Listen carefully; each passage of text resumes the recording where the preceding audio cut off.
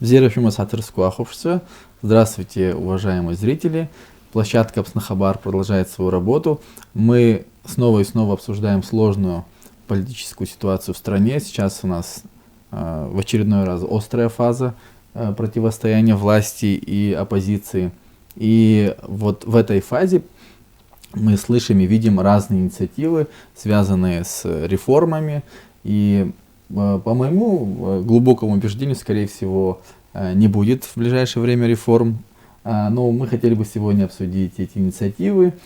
Мы рады видеть сегодня у нас в гостях аналитика Лея Лутаня. Мы с Ливаном, честно можем признаться, что давно уже хотели вас позвать на такой диалог. И я думаю, что сейчас подходящий случай именно для такой беседы.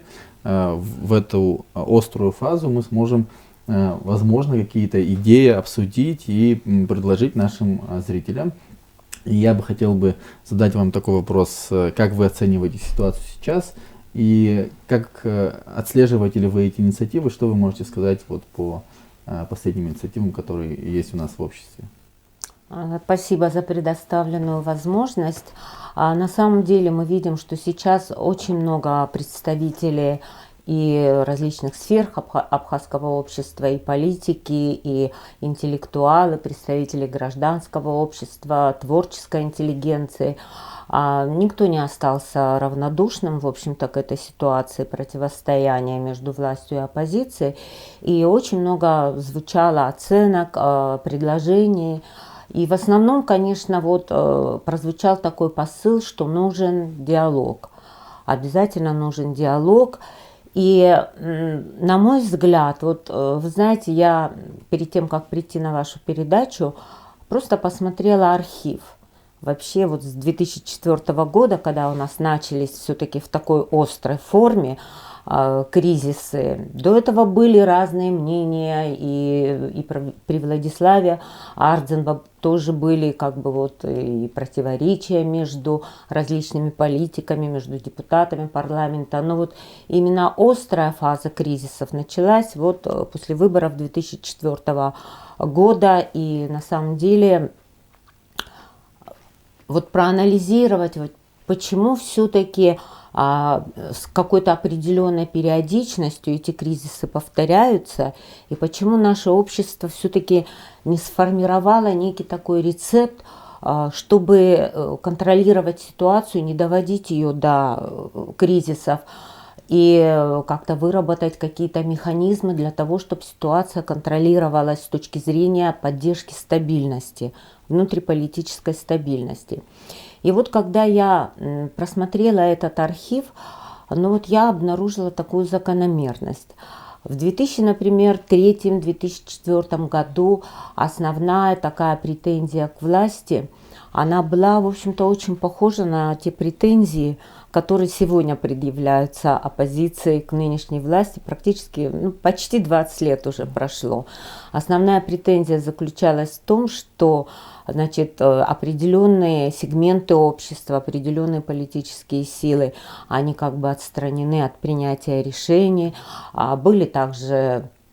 Была такая резкая критика по вопросам незаконной приватизации, резкая критика клановости при принятии решений. И очень много таких вопросов было, которые действительно привели к тому, что стороны не могли до критического момента найти выход из положения. А выходом из положения на тот момент стало соглашение, как мы помним, между Багапшем и Хаджимба о создании коалиционного правительства. Именно 60/40 было. Да, именно так. И это соглашение обозначил Сергей Багапш. Вот в своих интервью он говорил, что мы идем на коалиционное правительство. И очень много тогда было публикаций, в которых сами даже сторонники Багапша критиковали его за это решение, как бы не очень доверяя, что это решение принесет ожидаемые результаты именно сторонникам Багапша.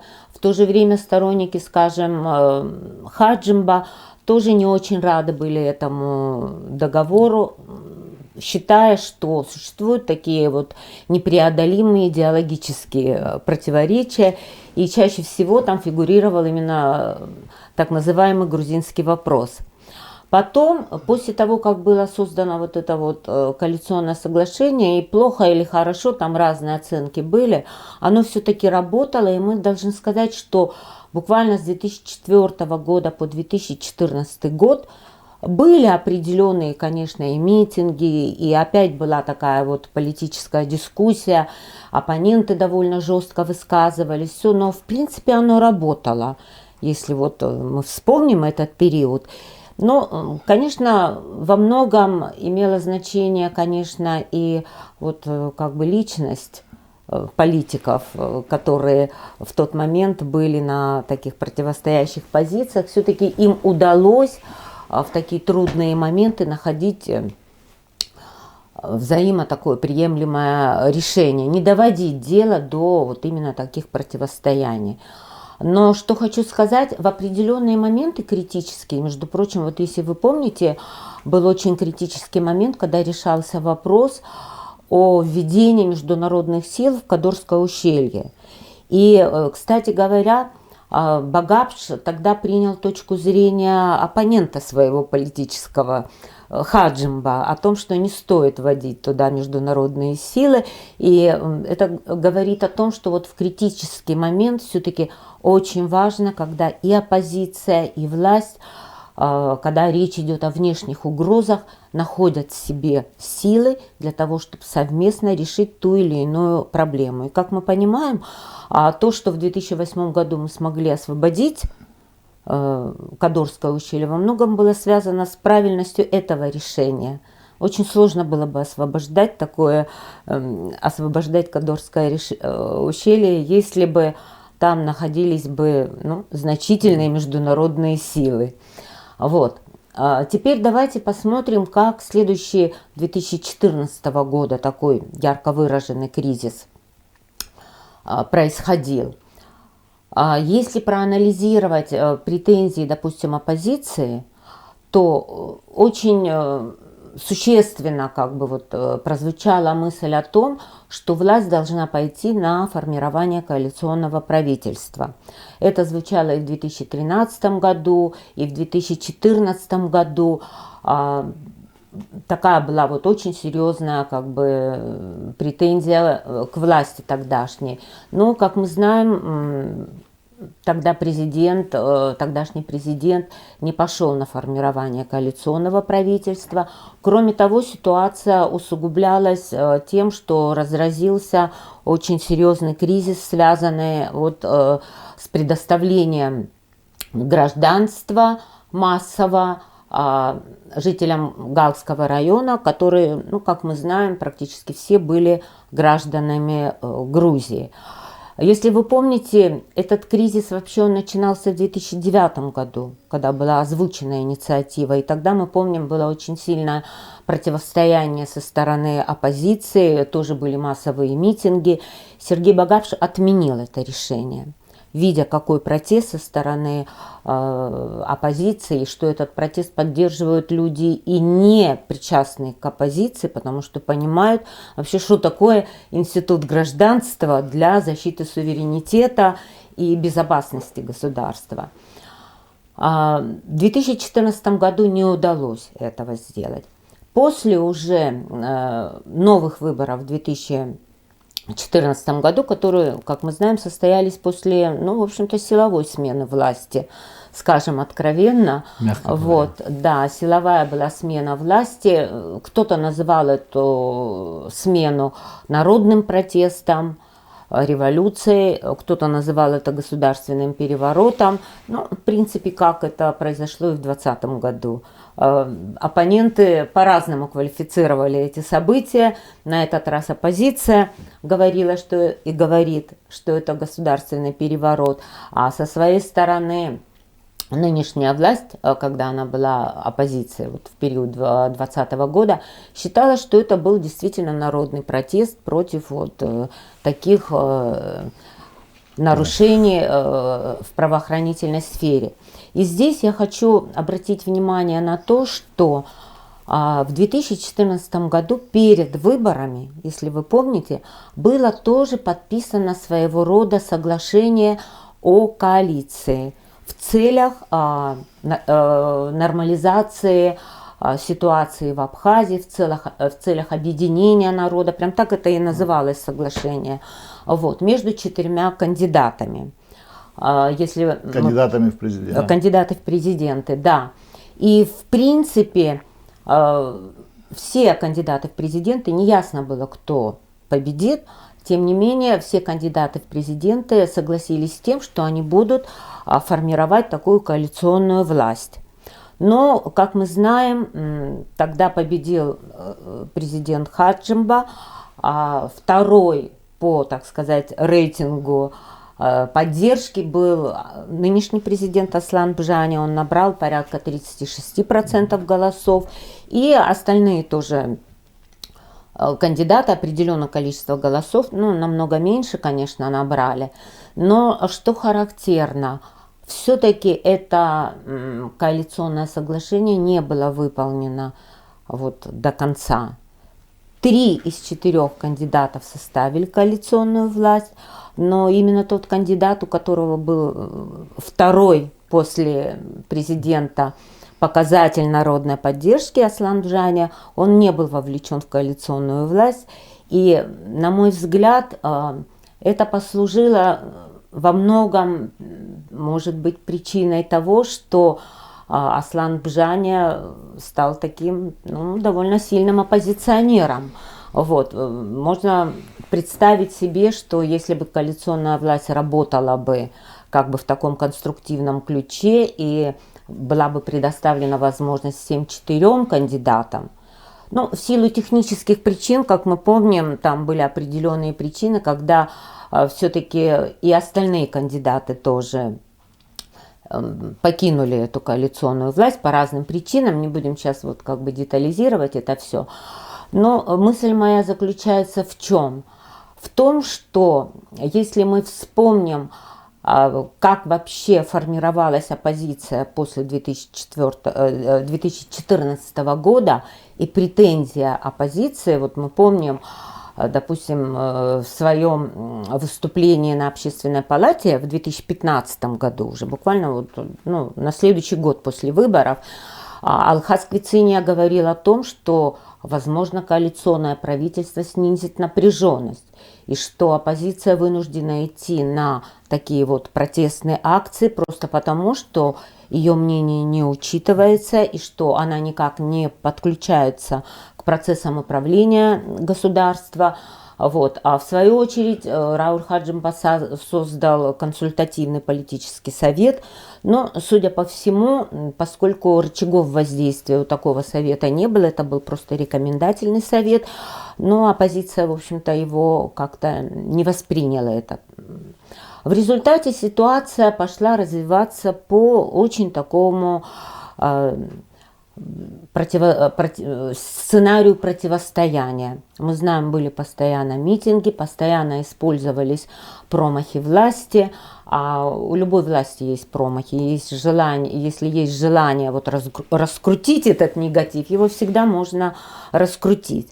И, к сожалению, вот как мы видим, все-таки, возможно, вот моя точка зрения, нежелание пойти на то, чтобы ведущие силы политические совместно в какой-то форме могли управлять государством, возможно, это могло бы все-таки спровоцировать такое сильное противостояние. И ситуация вот сейчас позволяет ставить этот вопрос опять.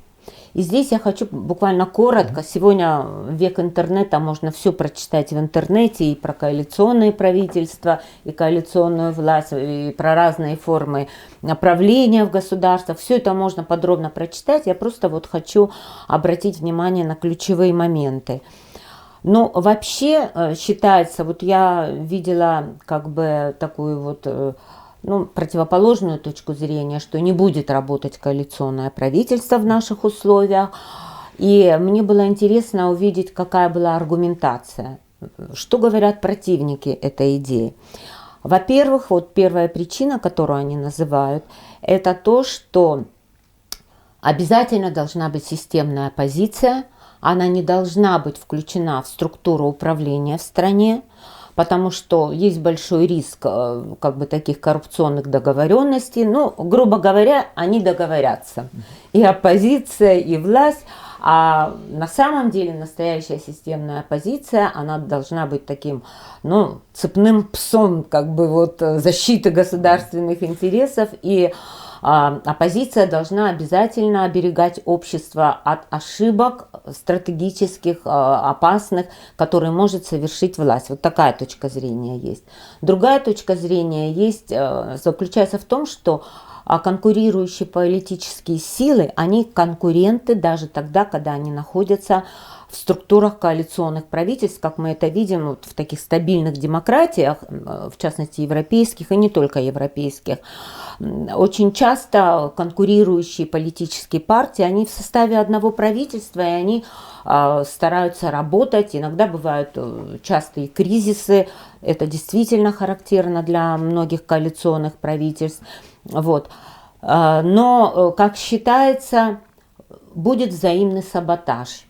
То есть вот эта вот идея конкуренции политической, она не позволит работать по-настоящему вместе по-настоящему. И третий аргумент, что такие правительства и такая форма власти формируются только в парламентских республиках. Но на самом деле для парламентских республик это действительно очень характерная такая модель управления, когда партии, которые набирают определенное количество голосов, да, они в зависимости от своего, так сказать, рейтинга электорального, они имеют право формировать правительство. И в таком случае правительство подотчетно не перед президентом, понятно, что они подотчетны парламенту. Это вот суть парламентских республик, и все знают, что минусом таких республик является все-таки частая смена таких коалиционных правительств, иногда неспособность даже в течение долгого времени сформировать, договориться о коалиционном правительстве. Вот, кстати, вот недавно, если обратили внимание, вот сейчас премьер-министр в Израиле поменялся. Да. И такой харизматичный лидер, который 12 лет, Биньямин Нетаньяху, возглавлял израильское, значит, он еще правительство. И до этого возглавлял с перерывом. Да, с перерывом. Вот. Но он не смог создать, ему была предоставлена возможность президентом страны, а Израиль это парламентская республика, где очень, так сказать, значимую роль играет именно парламент, а не президент. Тем не менее, вот президент дал ему возможность первому создать коалиционную, так сказать, коалиционное правительство, создать коалицию. И у него не получилось это сделать, потому что даже его бывший соратник, вот нынешний премьер-министр, он создал коалицию с его соперниками по разным причинам. Самая маленькая партия, которая три человека. Да. Один вот, из них пример. Да, но довольно долго им приходилось этим заниматься. А иногда бывают ситуации, когда по полгода вот не могут создать коалиционное правительство. И это вот считается минус парламентских республик. Но я хочу сказать, что вот абхазский случай, у нас президентская республика на сегодня. Вот. И абхазский случай – это не создание коалиционных правительств в результате того, что вот парламентские республики формируют их или в результате пропорциональных выборов. Наш случай – это создание коалиционных правительств как фактор или инструмент стабилизации общества во время внутриполитических кризисов. Потому что вообще вот, считается это как бы такое вот общее экспертное мнение, что другой функцией коалиционных правительств и коалиционной власти в целом является стабилизация общества во время внутриполитических кризисов. Поэтому вот наш случай – это именно инструмент стабилизации общества во время внутриполитических кризисов. При этом коалиционная власть, она может создаваться и по итогам президентских выборов, вот как предполагалось в 2014 году сделать на основании соглашения коалиционного. Ну, там особый был случай все-таки. Да, но тем не менее, Я тоже тому, в результате противостояния пришли же ведь да, к такому мнению. Там был случай, я прошу прощения, да. что все-таки двое других кандидатов, они рассматривались как поддержка негласная и гласная победившего кандидата. То есть все-таки там, знаете, забрать голоса у оппозиции. Да? Вот как бы кандидаты, которые были призваны для того, чтобы забрать голоса у там, будущей оппозиции. И поэтому я думаю, что это рассматривать как коалиционный вариант правительства, как двухпартийный можно было рассматривать, да. Потому что совершенно ясно, что оппозиционные силы, бывшие властные силы, они все поддерживали Аслана Бжанию, поэтому он мог восприниматься как именно единый кандидат от оппозиции. Да. И тогда могло бы быть и двухпартийное правительство, что, в общем-то, неплохо для многих. Ливан, вот да. Последняя ремарка, что я хотела сказать. Просто вот когда речь идет о коалиционной власти по результатам президентских выборов, всегда учитывается электоральный рейтинг. То есть партия или кандидат в президенты, который набрал там 1%, 2%, конечно, он не рассматривается в этом смысле как кандидат на управление вот на какой-то позиции в правительстве или во власти.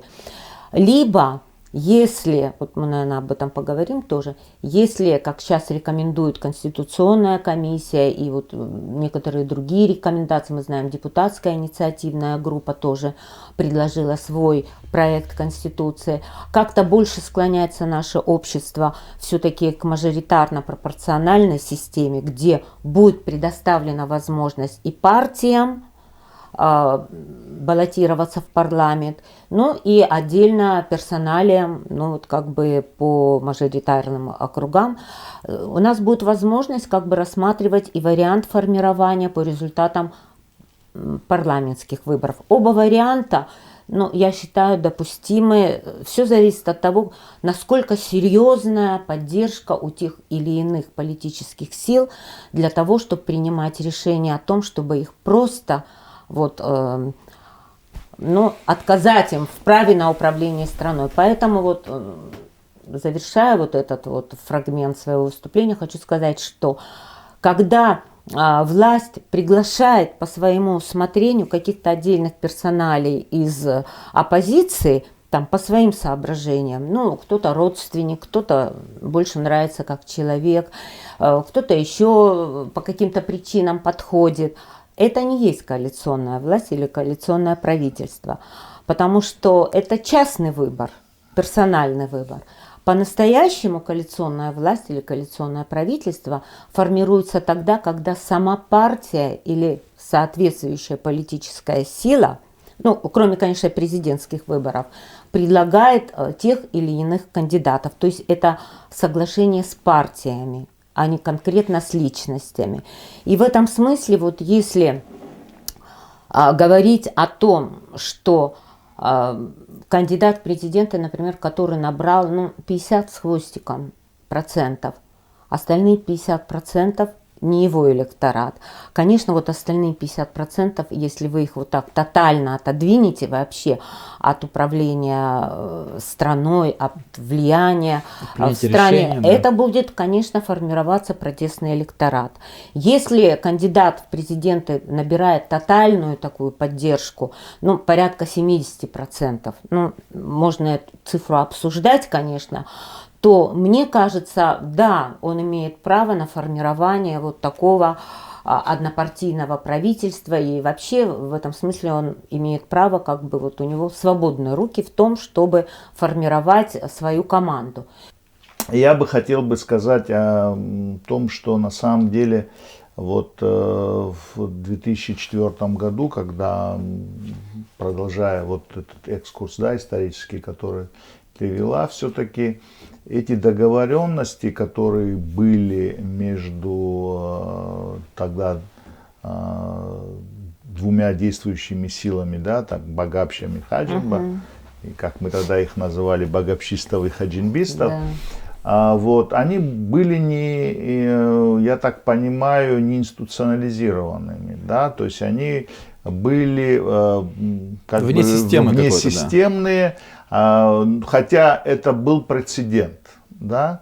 Мы часто обращаемся к прецедентам, ну, да, когда говорим, что ну, вот у нас есть прецеденты, по которым как-то мы разрешили конфликты, те или другие. Это был очень, можно сказать, эффективный, да, метод решения конфликтной ситуации, когда фактически конфликт зашел в тупик, и благодаря, по-моему, российским тогда политикам, Бабурину, еще ряду других, был найден консенсус. И этот прецедент мы даже не зафиксировали. То есть он, по-моему, даже там договора такого не было. Да? Это все было на понятийном уровне, что 60%, 40% там и так далее. То есть, в принципе, я думаю, если бы этот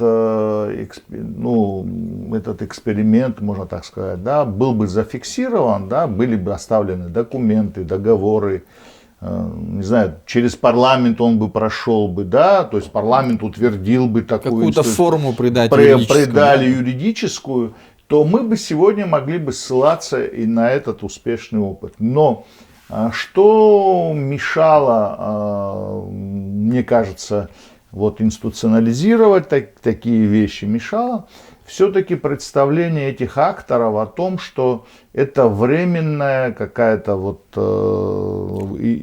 временная мера стабилизации, по которому обе стороны искали возможность выйти из этого договора. Да?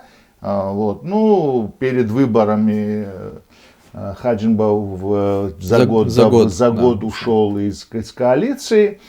Вот, и, то есть, фактически этот успешный такой наш опыт, он остался вне правовой системы, он не был зафиксирован, институционализирован и так далее. И именно причина заключается в том, что оба актора этого хотели выйти из этого, как бы, как они считали, обременительного для друг друга договора. Мне кажется, и сейчас основные акторы, которые в политике после этого, да, все как бы тяготятся вот этим, в принципе, тяготятся необходимости прийти к какому-то союзу или, можно сказать, компромиссу, да, где, ну, наверное, факторов много, да. Наверное, как ты до этого говорила, и единомышленники подталкивают, да, команда подталкивает, что мы лучше, или они, посмотрите, какие там, и так далее, и так далее. Наверное, есть такой синдром, командный синдром, да, когда команда начинает только между собой общаться, и она уже теряет объективность и не понимает, что происходит вокруг, да, и им кажется, что вот все их поддерживают, вот только им надо, так сказать, озвучить свои, значит, идеи. И вот и сегодня, мне кажется, да, вот, то есть проходя вот все эти наши перипетии, да, исторические на самом деле, где мы могли бы обойти, да, острые углы, сесть за стол переговоров, договориться, прийти к компромиссу. И, ну, как бы мы не приходили к этому и прибегали к крайним, так сказать, методам, да. И сегодня, мне кажется, вот эта вот культура компромисса, культура уважения чужой точки зрения, культура политического компромисса, к которому, ну, мне кажется, мы еще не пришли.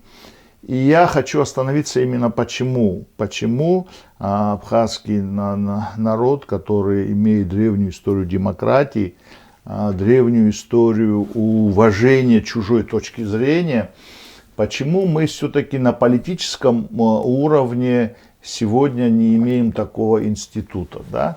И здесь, мне кажется, что основа основ это то, что у нас эти взаимоотношения не институционализированы.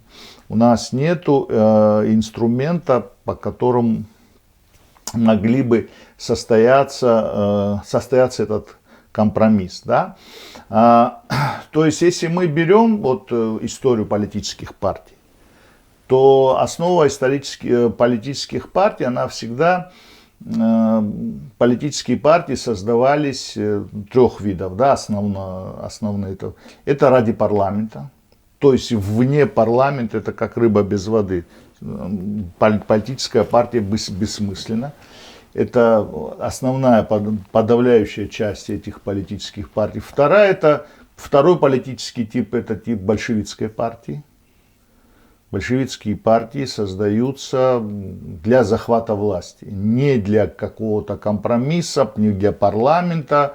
Это вот однопартийная система, да? То есть типы какие партии? Это парламентские, большевистские, захват власти и однопартийная система. И третья политическая форма власти – это профсоюзы рабочих, которые потом перерастают в политическую партию для защиты интересов пролетариата. Других форм политических партий в мире не существует. И когда говорят о том, что мы сегодня не готовы создавать политические партии, у нас создаются политические партии типа большевистской для захвата власти. Вот тут принципы, да? Потому что парламентских политических партий у нас, так как в парламент не избираются партии в пропорциональной системе, у них нету туда шанса попасть. Поэтому бессмысленно, в принципе, даже иногда бывают наши политические партии, когда выдвигают кандидатов в депутаты, даже многие не говорят о том, что они члены партии. Партийную принадлежность, не подчеркивают. Не подчеркивают, потому что это бессмысленно. Поэтому на сегодняшний день мне бы хотелось именно именно эту часть обсудить, что все-таки плюс к вашей аргументации, которую вы очень подробно изложили, на самом деле это говорит о том, что внутриполитические кризисы, они разрешаются только компромиссом. То есть, не может одна сила политическая, которая электорально не имеет подавляющего большинства, электорально, не имеет большинство в обществе, поддержку такую в народе она не имеет, и доминировать и не учитывать интересы меньшинства, а здесь даже получается не меньшинства, соизмеримое большинства, то это как диктатура пролетариата, которая всегда, меньшинство должно диктовать свои условия. Но это, в принципе, невозможно в современном мире, когда меньшинство может навязывать свою точку зрения. И когда мы говорили о том, что они набирают именно 50, с хвостиком голосов, это тоже не 50, это электоральный просто выбор людей, это не поддержка, это просто они, два кандидата. Это скорее антирейтинг другой силы. Да, антирейтинг, здесь сюда к поддержке прибавляется антирейтинг другой силы.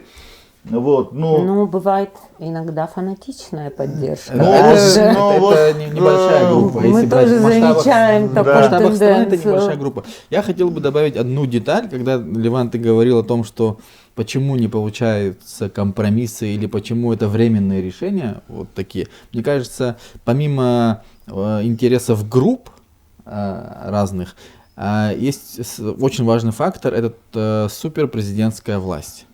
То есть зачем приходить к компромиссам, когда наша группа может добраться со своим лидером до этого президентского кресла, и тогда-то заживем, и все будет хорошо. Поэтому на долгую вот такие компромиссы, как были после 2004 года, они, мне кажется, поэтому и не играют. Если мы все-таки не изменим Конституцию и не отберем у президента такую мегавласть, тогда эти компромиссы будут только временные решения для того, чтобы не столкнуться с лбами, так, разошлись, снова набрались сил и пойдем в новую атаку. Мне кажется, вот в этой плоскости тоже нужно порассуждать, почему именно не идут эти процессы так, надолго, почему они не работают. Ну вот, мне кажется, очень правильно оба Ливана, вы сакцентировали вот этот момент, что не было оформлено правовым образом вот этот вот опыт коалиционного правительства периода 2005 года не был действительно зафиксирован как-то институционально. И, кстати, Ливан, сейчас же в век социальных сетей президенты пишут в фейсбуках, в твиттерах, да. Но это нормальная такая сегодня практика для того, чтобы продвигать свои идеи, предлагать свои идеи. Даже если ты не политик, а просто человек, представитель своего общества рядовой. Исландцы через интернет Конституцию приняли. Принимали и поправки, и предложения, и в итоге большинство населения. И что я хочу сказать, кстати, иногда бывает ощущение, конечно, для нас, для людей, скажем так, интеллектуального труда, иногда бывает такое ощущение в последнее время особенно, вообще для кого мы это все предлагаем, пишем, работаем, вообще кто-нибудь это читает. Власти это особо не интересно получается. Оппозиции на время это интересно. А оппозиция могут иногда пользоваться вашими идеями, потом приходят во власть и вообще забывают. Да. Потому что цель другая. Да, тоже такое имело место быть. Конечно, мне приятно было, Ливан, что ты обратил внимание на тот пост, который я написала в связи с прошедшим кризисом. Он никого не оставил равнодушным на самом деле.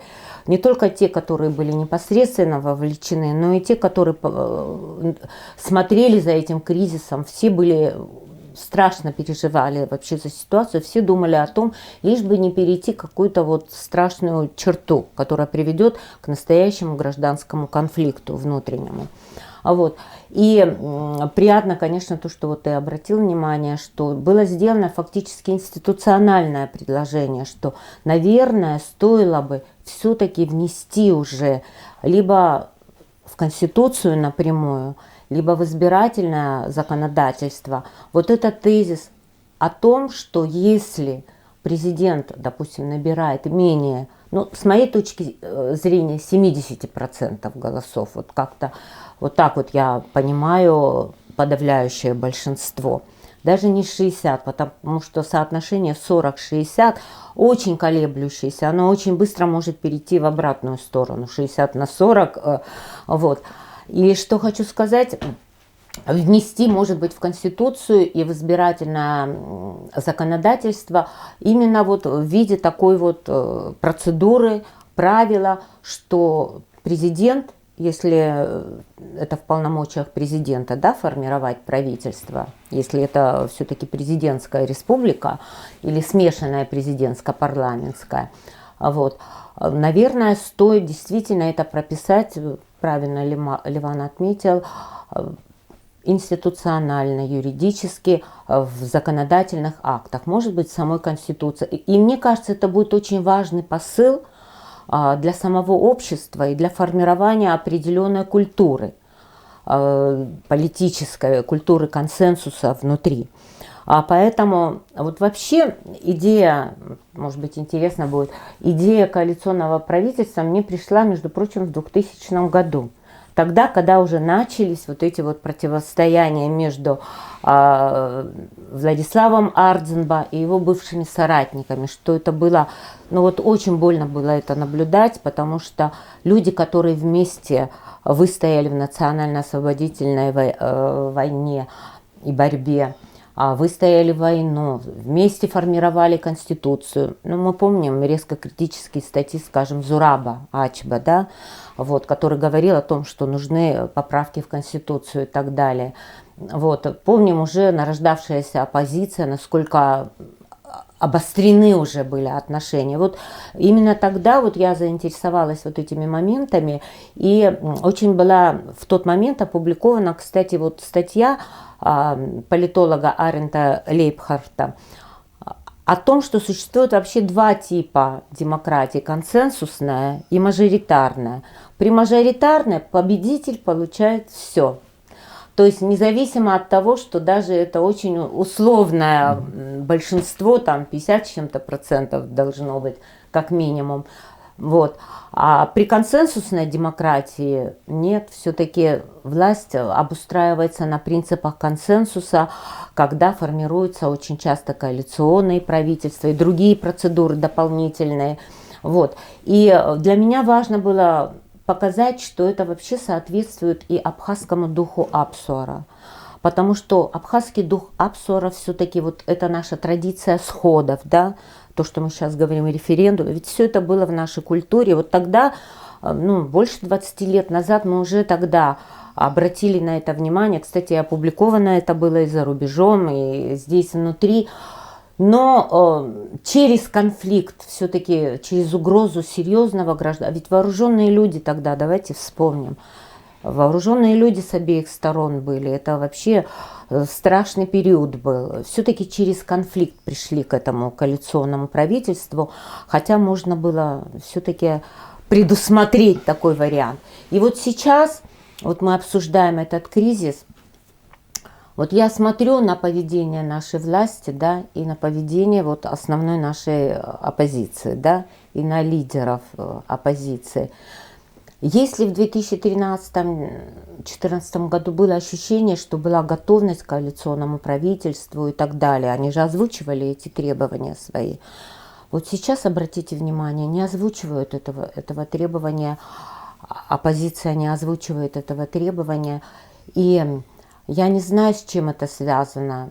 Готовы ли они работать, как бы, знаете, в тандеме с властью? Потому что все эти мантры про диалог, про то, что надо компромисс, надо понимать друг друга, особенно когда об этом говорят люди такого радикального, конфронтационного склада, это все мантры, понимаете?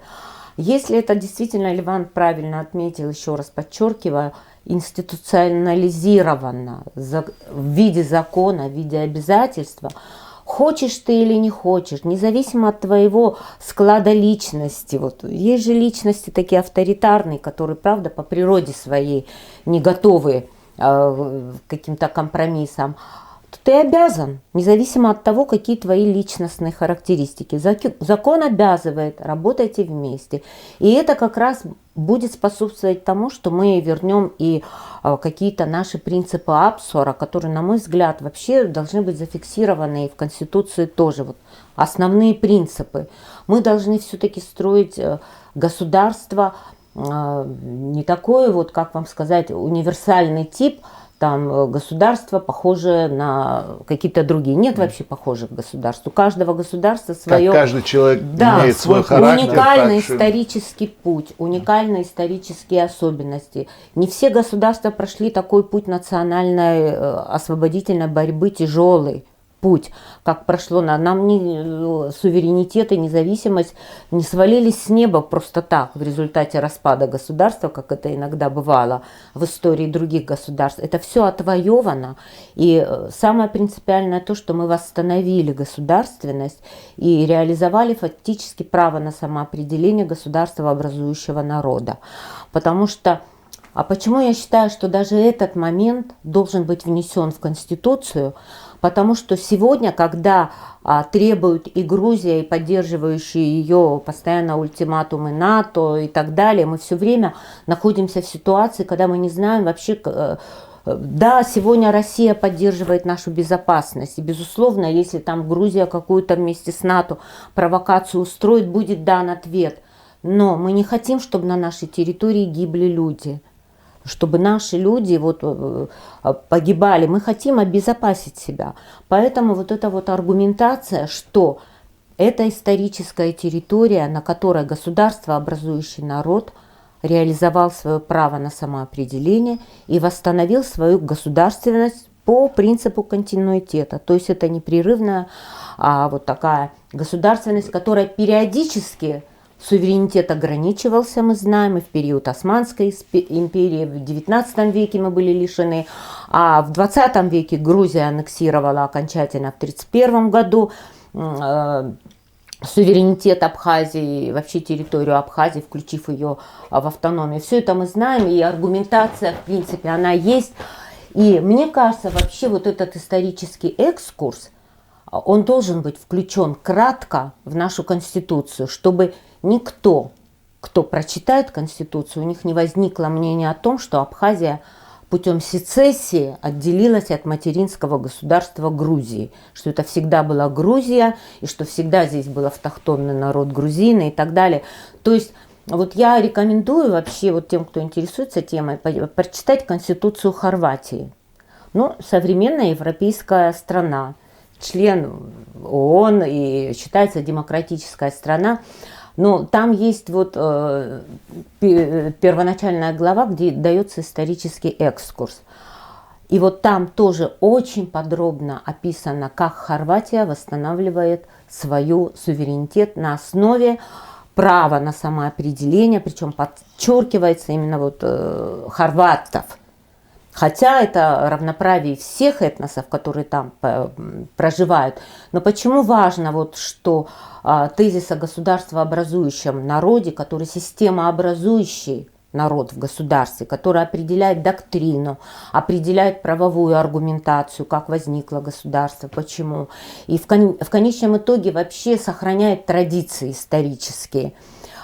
Вот в этой Конституции, например, это очень похоже вот на нашу аргументацию, все это вот подробно озвучено. При том, что демократическая страна, соблюдаются права человека и свободы и так далее. И хочу обратить внимание вот на поправку, кстати, в Российскую Конституцию, где была внесена поправка в Конституцию о том, что вот русский государствообразующий народ, при том, что Россия признается многонациональным государством и равноправие народов признается, и при том, что действительно есть большая разница между тем, как устроена Россия и Абхазия.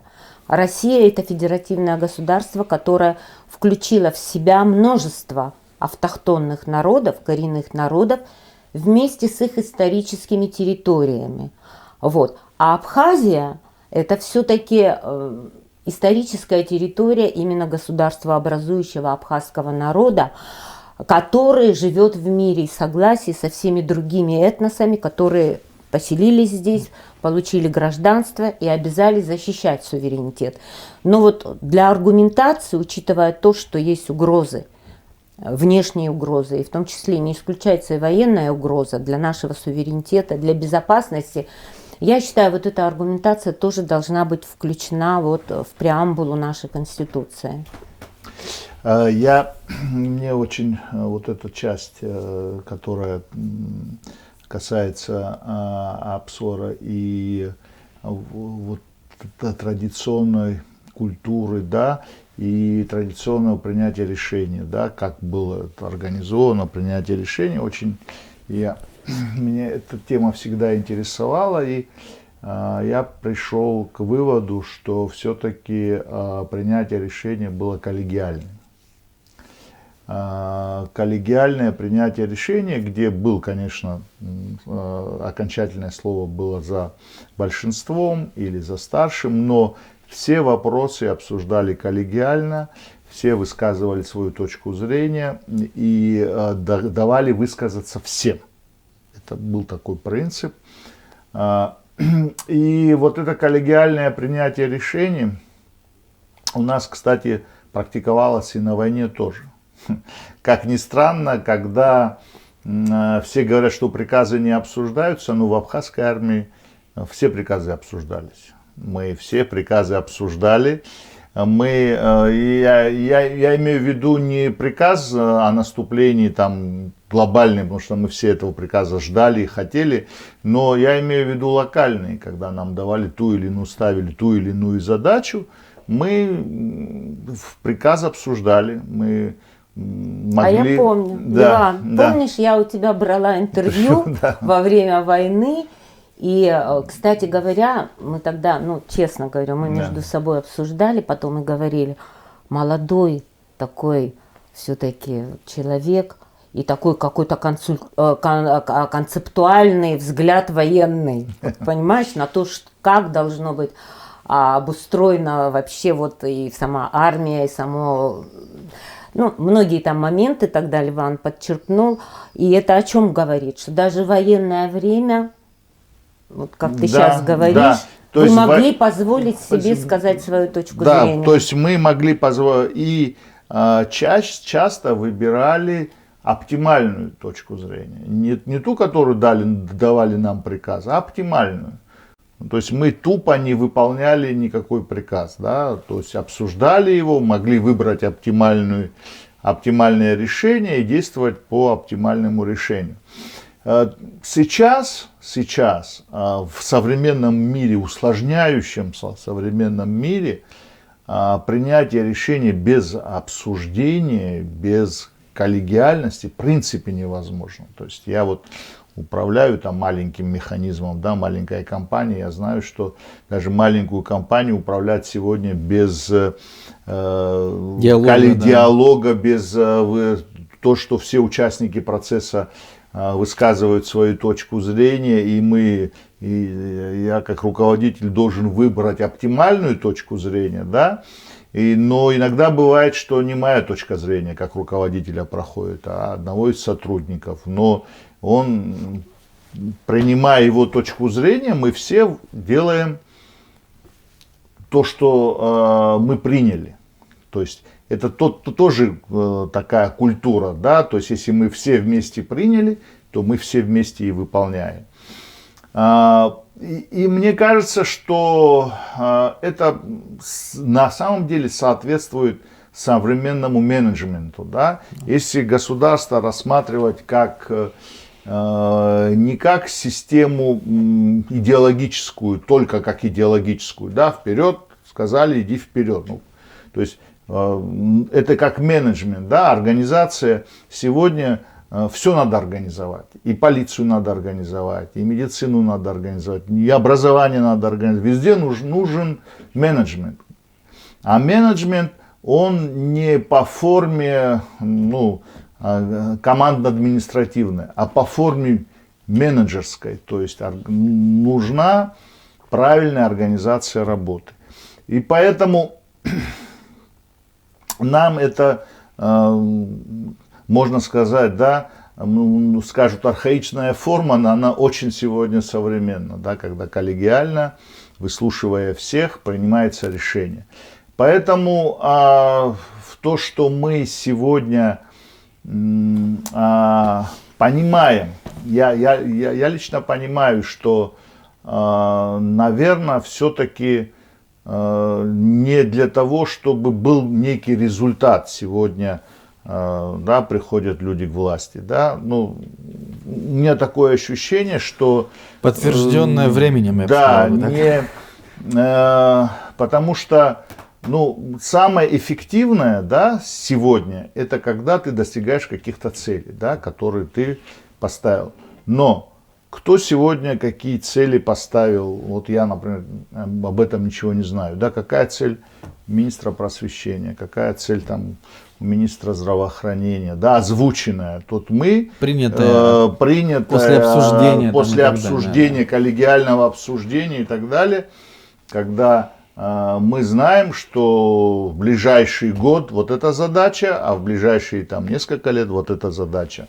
И мы отслеживаем эти цели.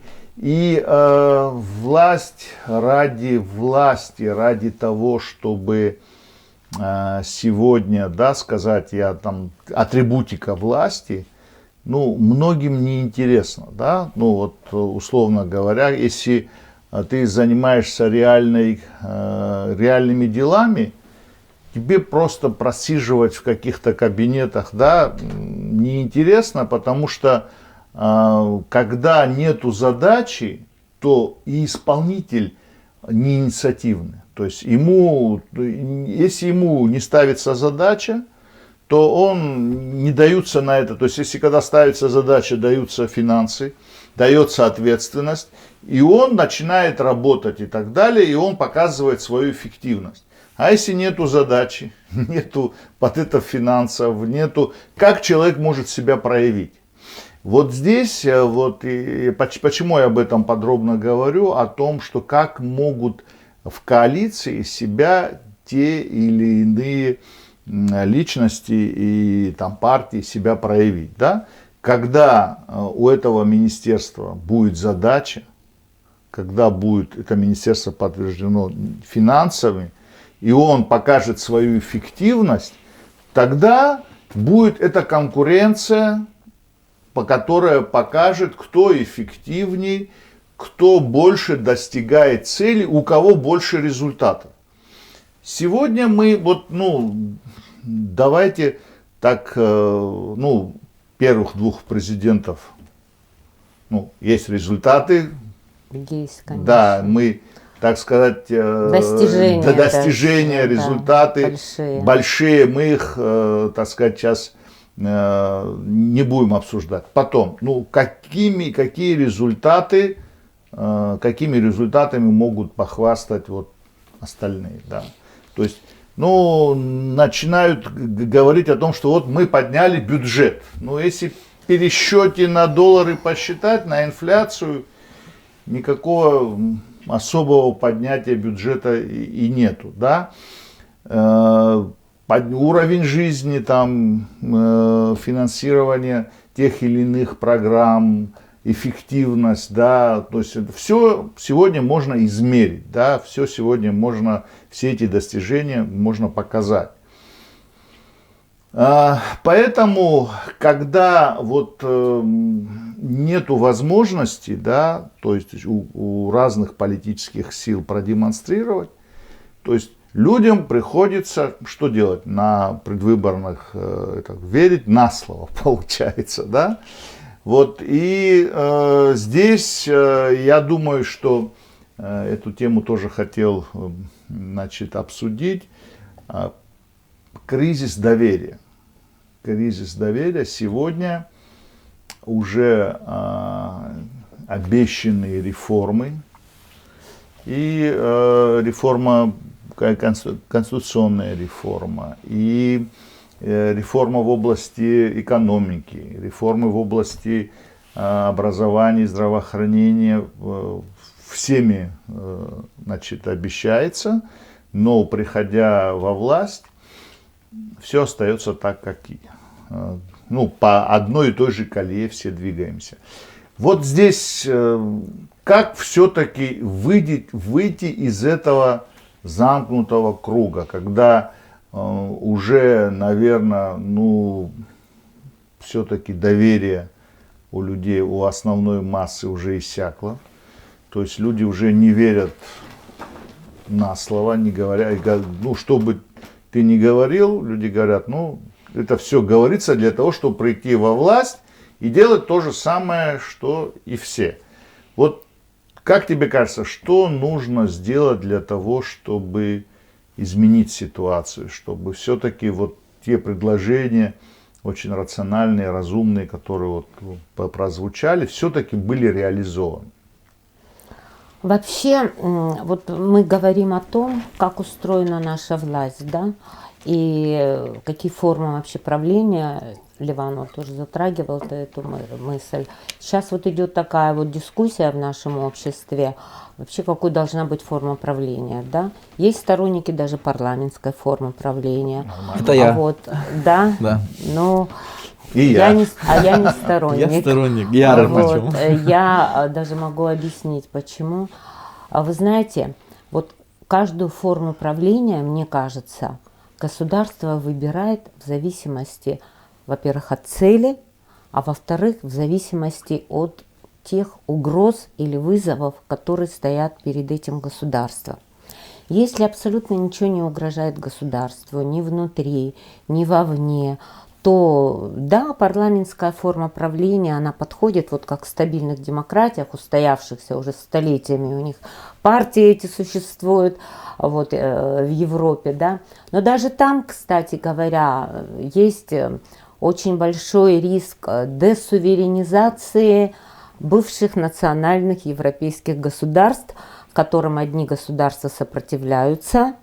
Вот в рамках Европейского Союза это отдельная тема, поскольку вот этот вот тренд глобализации, ну, он же, в общем-то, большой вызов для национальных государств, которые хотят сохраниться на карте мира, именно как национальное государство со своей спецификой, культурной и так далее. Вот. Какая цель, да? У нас угрозы более реальные, более вот ощутимые и, можно сказать, очень серьезные. Прежде всего и угроза безопасности, при том, что вот малые государства, они как вообще выживают в мире? У них есть несколько способов, вообще общепринято. Это либо они находят, значит, очень серьезного покровителя, который обеспечивает им военную, по крайней мере, защиту, но не посягая на суверенитет. Да? Кроме того, другая форма – это очень большая такая международная активность. Эти малые государства не прячутся где-то там в дыре, чтобы их не видно было вообще. Они заявляют о себе всему миру, и они стараются как бы вот формировать позитивный такой демократический имидж. Гораздо сложнее уничтожить вот под какими-то предлогами, вот как это Грузия пытается сделать, любым путем, военным или мирным. Ведь то, что сейчас она хочет с нами делать, это тоже фактически уничтожение государства, когда держит нас вот в такой изоляции и фактически лишает нас условий для развития. Гибридная вообще. война. Да, настоящая война. Я это называю продолжением геноцида, это отдельная тема. Вот. И что хочу сказать, но уничтожить, знаете, какой-то такой террористический анклав там или какую-то, я не знаю, этнократическую диктатуру легче, чем какое-то, знаете, стабильное, малое демократическое государство, которое защищает международное право, которое выступает с такими конструктивными инициативами, в которой внутренняя стабильность, которая открыта международному, так сказать, сообществу. Но такое государство уничтожить очень трудно или инкорпорировать. Ну, казалось бы, зачем существует Сан-Марино? С малюсеньким государством в окружении Италии, но оно существует. И у него даже день государственности с 3 века отсчитывается. Вот. Но к чему я это говорю? Вот есть, понимаете, мне кажется, когда мы формируем вообще модель управления в стране, мы должны иметь в виду, какие перед нами угрозы.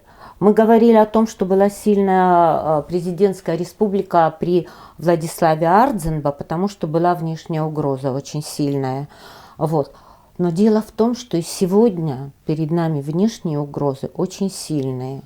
И вот та гибридная война, о которой ты, Ливан, говоришь, она ведется ведь не только в Грузии, но, в общем-то, и международным сообществом, за исключением тех стран, которые вместе с Россией нас признали.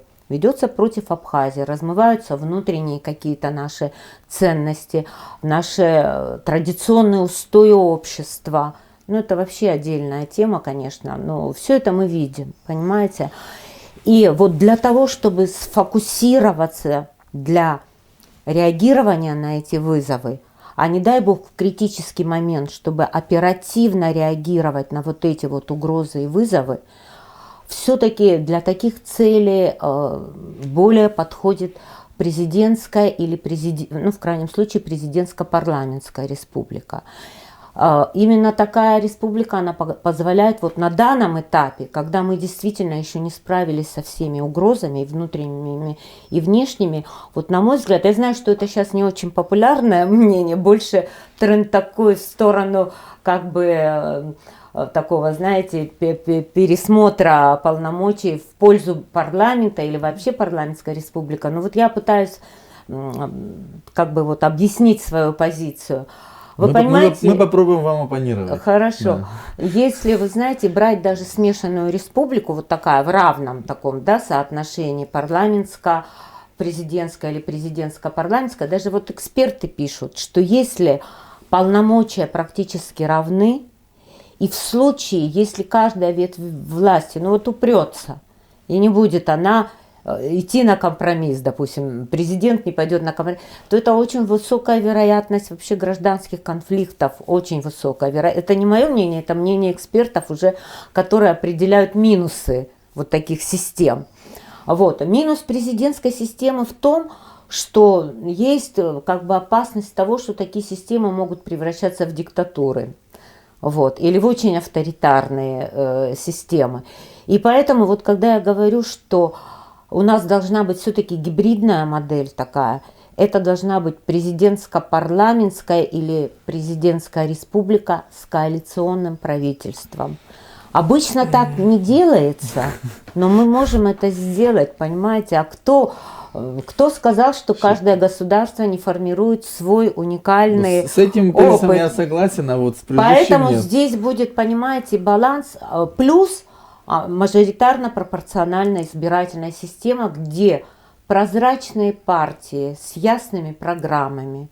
А партию без программы вообще, я думаю, не должны регистрировать. Это должна быть четкая программа. Избиратель должен знать, что он голосует за конкретную партию, потому что у него такая-то программа, потому что они пенсии обещают, ну, к примеру, повысить. Но они все обещают. А другая партия говорит, что вот покажет Кузькину мать Грузии, понимаете? Я хотел бы такой вопрос задать. Поэтому... По поводу... Нет, все-таки я думаю, у нас мы много, уже, да? значит, много записали мыслей. Все-таки от нас, наверное, все-таки будут ждать вот этого, ну как все-таки начать вот этот процесс реформирования. То есть вот эта модель, что очередной президент, который обещает реформировать, конституционно провести реформу, реформировать систему управления, поделиться властью с парламентом, создать и так далее, приходя во власть, напрочь забывает все обещания. Потом оппозиция начинает требовать, что давайте проведем реформы, но так или иначе, добравшись до власти, тоже забывает о своих обещаниях. Какая все-таки модель начать этот процесс реформирования? Как вот все-таки твое мнение, как мы должны начать это? То есть, условно говоря, там доверить следующему там оппозиционному, ну не сделай это, доверить оппозиционному, значит, кандидату, сказать, вот ты иди с этими лозунгами, мы тебя поддержим, вот и так далее. Он, да, окей, я принимаю вашу программу, я пойду с вами, получает поддержку, становится президентом и амнезия. Да, амнезия, да, такое бывает, конечно, к сожалению. Мы должны ориентироваться на то, что партии придут с прозрачными программами, значит, этому процессу нужно содействовать.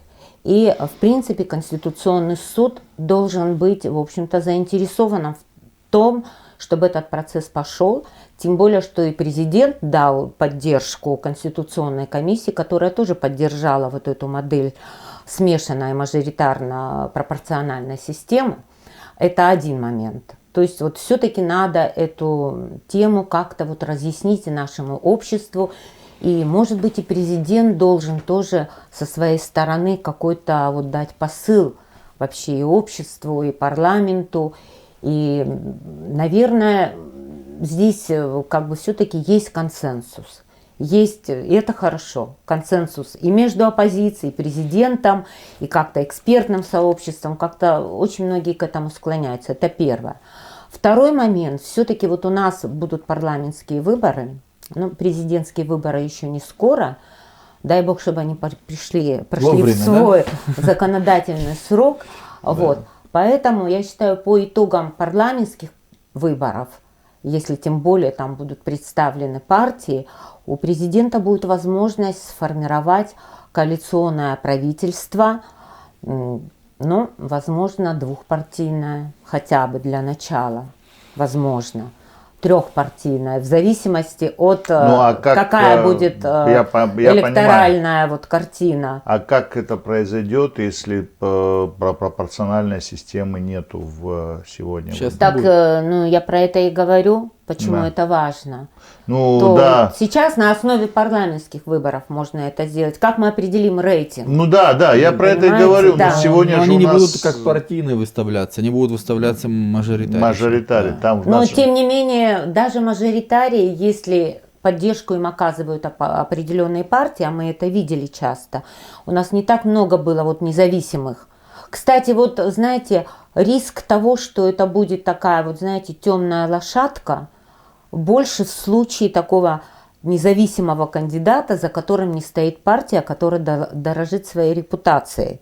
В случае, если она приходит во власть, и вдруг она меняет резко свои заявленные позиции, это большой удар по партии, по репутации партии. В этом смысле вот мажоритарий, он, конечно, более свободен, если за ним не стоит партия. Он может прийти с одними лозунгами, а потом резко переметнуться в другую сторону, понимаете? И Так поэтому, происходило часто у да, нас. с другой стороны, мы не должны все-таки полностью переходить, знаете, на пропорциональную систему, потому что, опять же, вот специфика нашего общества. Мы не должны закрывать путь вот в политику, в управление государством действительно таким самородкам, ярким личностям, харизматичным. Я извиняюсь, Поэтому- знаешь, как в Израиле этот вопрос решили? Да, скажи. Ну, один человек может быть, представлять партию, сам свою партию. Его должны зарегистрировать один человек, он... А численность партии не имеет Не, значения? он один регистрирует. Он один, и он партия? И он Да. партия. Не государство И, это я, а партия и там это я. низкий, Как интересно. Да, и там низкий порог, Низкий порог. 3%. И даже был в истории израильского Кнессета такой казус, когда один человек набрал 6% и получил 2 голоса. Два места в парламенте. Но так как он был один, он второй лишился, второго голоса лишился. То есть один человек может зарегистрировать партию одного человека и идти в Кнессет и получить свои 3%. Ливан, ну мы же можем создавать ту структуру вообще власти, которая нужна и подходит нашему обществу. Не, я здесь, я почему То есть, говорю... используя международную практику, изучив ее, все, да, я просто и отобрав все подходящее, да, оптимальное я почему для это нас. говорю, почему эта система вообще интереснее. Например, мы уже до этого говорили, когда стоят два кандидата, это не значит, что мы, ну, как бы наш выбор пал на того, кто выиграл. Просто мы другого меньше хотим, наверное. Ну, так бывает часто, да, из двух зол выбираем меньше. А если один человек набрал 3% голосов по стране, значит, его поддержала страна, хотя вот 3%, но его поддержала там, если в нашем случае это 3000 человек, должны проголосовать будут там за одного человека, чтобы он стал депутатом. Но он несет с собой какую-то идею. То есть он говорит о своих каких-то... У него своя программа. Программа и так далее. Здесь у нас два кандидата, и там, например, на мажоритаре два кандидата, и мы вынуждены, кто-то должен из них выиграть. Хотя, ну, оба не годятся. Ну, так часто бывает, да. То есть здесь опыт стран, о которых мы говорим, да, вот, например, опыт Израиля, он очень интересен в этом смысле. Мне кажется, вот нам говорят, как-то были какие-то заявления сделаны, что вот начинается переговорный процесс, диалог между президентом и представителями оппозиции. Мне кажется, что вот как раз вот эту вот позицию о том, что все-таки на будущее, ну, в ближайшее будущее, я надеюсь, и та, и другая сторона поддерживают вот этот подход. С одной стороны, пропорционально-мажоритарная избирательная система плюс коалиционное правительство. То есть, что оппозиция готова на работу вместе, так сказать, в составе действующей власти. То есть, если такое решение будет принято, мне кажется, это позволит более конструктивно решать стратегические вообще вопросы. Я, например, политически нейтральный человек, надеюсь, все это поняли. Я надеюсь, давно. Мы тоже. Ни в какую власть меня никогда не приглашали. А в определенный период с 2011 до 2016 года это были просто настоящие преследования, можно сказать, со стороны нашего МИДа, честно говорю, и не первый раз это говорю, блокирование было такое жесткое. Поэтому позиция не меняется чуть ли не 20 лет, понимаете? Обсуждаем вообще и таких людей очень много, которые выступают с политически нейтральных позиций, вот среди нашей интеллектуальной как бы элиты, среди аналитического, научного сообщества. Люди не видят себя в партийных каких-то таких структурах. Люди видят себя в том, чтобы рекомендовать лучшие решения. Но они не принимаются. Вот они в чем дело. почему не принимаются? Вот вопрос вот в как чем? раз мы сегодня обсуждаем, почему Потому не что принимаются. мы все-таки действительно не сформировали вот этот институт, где Да. вот идея обсуждения, консенсуса станет главной. И такой институт – это коалиционное правительство, где будут споры, дискуссии, но они вынуждены Который будут скорее друг возможен друга. через парламент, чем через президентские выборы. Здесь, я думаю, на таком культурном уровне, на философском уровне есть очень серьезная проблема, с которой мы сталкиваемся. Да, это она еще, наверное, в основании вообще нашей такой цивилизации, да, начиная с греческой цивилизации, когда, ну, проблема Сократа заключалась в том, что в тот период, когда вот был он осужден, существовали две партии, да, и Сократ был человек нейтральным, он не придерживался не был сторонником ни одной из двух партий, да, а каждая из партий предъявляла к нему требования, чтобы он поддержал именно ее подходы, да. И когда это проблема для нейтральных аналитиков. И когда он проявил свою нейтральность, да, то и он обоими силами был приговорен к смерти.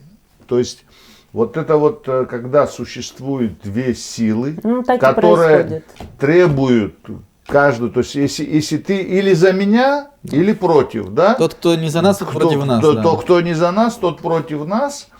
И здесь, наверное, все-таки, почему, опять же, мы возвращаемся к тому, чтобы была по пропорциональной системе сделан парламент, да? Тогда, чисто пропорционально. Нет, ну мажоритарно, пропорционально, это сейчас не принципиально. Нет, принципиально да, пока. я имею в виду для моей идеи не принципиально. Именно почему? Потому что тогда появляется третья, четвертая сила. Шестая, которая, может быть, эти 5% да, будут и важны. которые, Нет, и коалиции могут коалиции появляются. И эти силы допускают свое нейтральное отношение по тому или иному вопросу. И то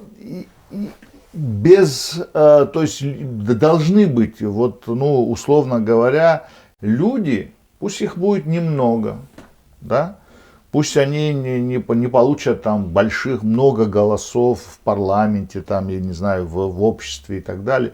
Но должны быть люди над схваткой, да. Это люди, которые имеют свою точку зрения, они не придерживаются ни одну, ни вторую, они имеют свою точку зрения. И тогда как бы эта форма становится институционализирована, когда есть право на третью точку зрения. Понимаете, сегодня вот эта третья точка зрения, она сегодня у нас не институционализирована. Все мы говорим о том, что нужна еще третья сила, четвертая, как бы, да, люди, которые тоже имеют свою точку зрения, да, тоже свое видение развития Абхазии.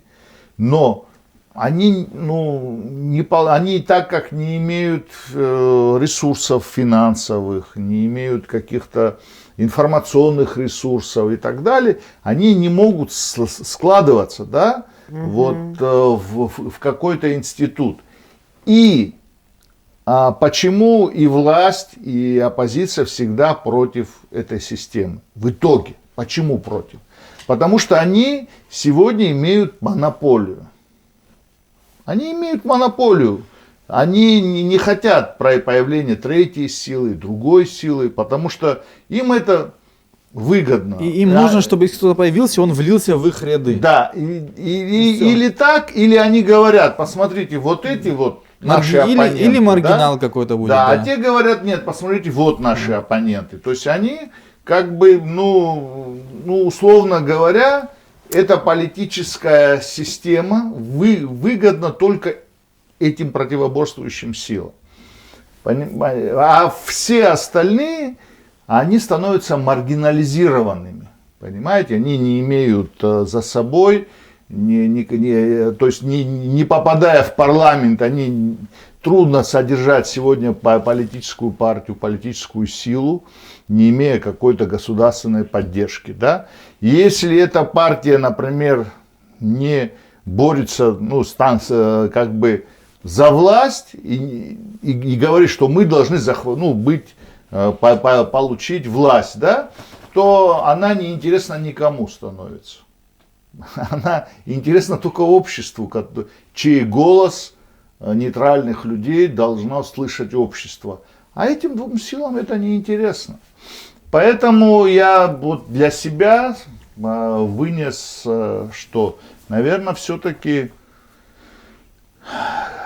как бы это тяжело не было, надо все-таки, наверное, создавать партию, создавать и демонстрировать, что все-таки и там демонстрировать, наверное, все-таки вот эти взаимоотношения, коллегиальное принятие решений, демонстрировать и убеждать. Создавать партию, ты себя имеешь в виду? Я не себя имею в виду. Я себя бы тоже имел в виду, если бы, я бы понимал, что вот именно этому я хочу свою жизнь посвятить. Но, наверное, есть люди, которые хотят себя посвятить этому, что нужны партии, и они должны демонстрировать, что они заслуживают того, чтобы попадать в парламент как партия. Наверное, так? Знаешь, Ливан, вот вообще, когда мы смотрим на глав государств, да, разных, в том числе и на наших глав, вот у нас уже было несколько президентов, да, а вот вообще можно определить, вот, насколько психотип вообще личности влияет на ту линию, которую проводит он уже в качестве официального лица. Вот есть люди, которые по складу своего мышления, это люди, мыслящие такими, знаешь, долгосрочными, стратегическими какими-то вот ценностями.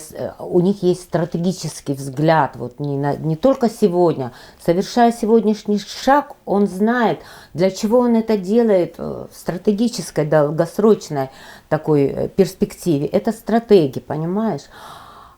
Таким был, конечно, Владислав Ардзинба, и таким был, в общем-то, Сергей Багапш тоже. Понимаете, не было сделано ни одного стратегически неверного решения. И тот факт, что Россия признала Абхазию, все-таки это тоже результат стратегически верного выбора. Хотя, сами знаете, тяжелые были 90-е годы, и обид много было у населения, и какой-то более импульсивный политик мог бы там тоже наворотить много чего. Вот. Но в нашем случае мы имели дело вот с таким стратегическим видением со стороны главы государства. Но бывают правители-хозяйственники. Они хотят решать сегодняшние вопросы. Вот они считают, что надо накормить, там, построить. То есть я имею в виду в положительном смысле хозяйственник. Вот. Но им не нужны вообще стратегические программы развития. Им это не интересно. Они вообще считают, что это все блеф. Вот сегодня нет денег, мы можем только вот это. Будем заниматься этим, понимаете? И в таких случаях они не продумывают стратегический сценарий. И им не нужны вот эти вот аналитики и вот эти вот философы, да, которые предлагают какие-то долгосрочные геостратегические программы. Вот. А Владислав Ардзенбаум воспринимал вот эти вещи, которые в 90-е годы не было никаких шансов это реализовать. А он это воспринимал. Потому что, я это говорю, потому что я у него работала. И я знаю, что на наши публикации он давал добро. Вот, для публикации. Вот. Ну, это отдельная тема, как бы не буду сейчас в это углубляться. И что я хочу сказать. Вот сейчас у нашего президента вот как бы есть такая дилемма. Либо он повторит путь вот хозяйственника такого, знаете, который будет искать вот как накормить, как построить и так далее. Либо он может осуществить такой стратегический прорыв. Потому что пока еще ситуация позволяет нам, вот абхазскому государству, действительно стать полноценным, да, небольшое государство, малое государство, но государство, которое занимает свою определенную нишу вообще в региональной структуре безопасности, экономическом, так сказать, разделении труда в регионах. И во всех процессах, которые сейчас идут, все-таки роль Абхазии тоже немаловажная, учитывая вот противостояние России, НАТО и так далее. Вот. И это выбор, наверное, и президента, и власти. С моей точки зрения, локомотивом сегодня должна быть внешняя политика. Она нам должна открыть и двери к экономическому процветанию, и к тому, чтобы мы вернули свою политическую субъектность на международном уровне, именно внешняя политика. Но мы можем заметить, что последние годы вот как раз внешняя политика не была приоритетом, как мне кажется, с точки зрения вот некоторых предыдущих президентов. И почему я сейчас это говорю?